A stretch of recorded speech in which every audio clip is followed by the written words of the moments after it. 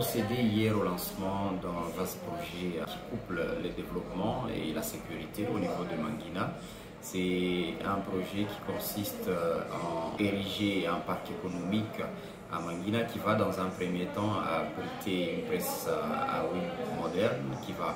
justement transformer et valoriser toute la production d'huile de palme qui s'est fait au niveau de Mangina, sachant qu'il y a une très grande quantité d'huile de palme qui est produite dans cette région-là. Le deuxième volet du projet, c'est justement d'installer ce que nous appelons un FOB, ce qui est une position renforcée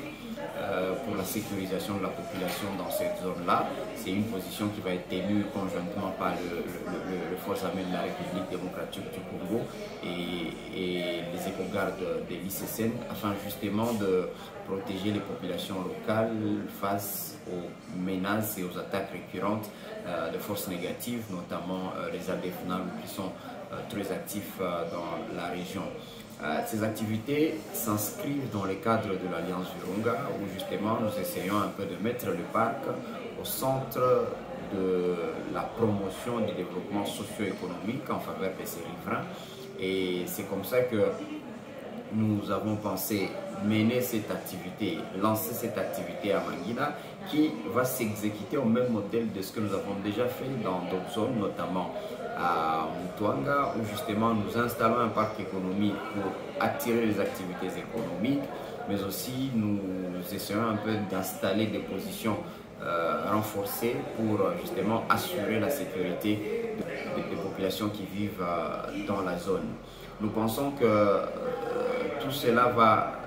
non seulement contribuer à promouvoir le développement socio-économique pour ces populations de Mangina, améliorer la sécurité, et cela est un facteur qui va aussi favoriser la conservation du parc national des Virunga, sa biodiversité dans l'ensemble, qui justement est notre objectif premier. Le projet est prévu pour durer 3 mois. Donc nous pensons qu'au bout de 3 mois, nous aurons déjà rendu opérationnelle la presse à huile dans les zones que nous allons ériger, mais que nous aurions aussi terminé les travaux d'installation de la position renforcée pour justement renforcer la sécurité dans la région. Je profite de l'occasion pour remercier toute la population de Mangina qui s'est mobilisée en masse pour cette première journée d'activité et qui a consisté essentiellement à l'aménagement ou à la préparation du site qui va accueillir le projet. Et tout cela se fait dans le cadre de travaux communautaires. Et hier, nous avons recensé plus de 1500 personnes,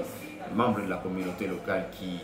ont fait des déplacements, qui se sont joints à l'ICCN pour ces activités-là. Nous remercions aussi de manière spécifique l'évêque du diocèse Butembo-Beni, Monseigneur Melchisedek, qui lui aussi s'est joint à l'ICCN et à la population pour justement lancer ces projets d'intérêt commun.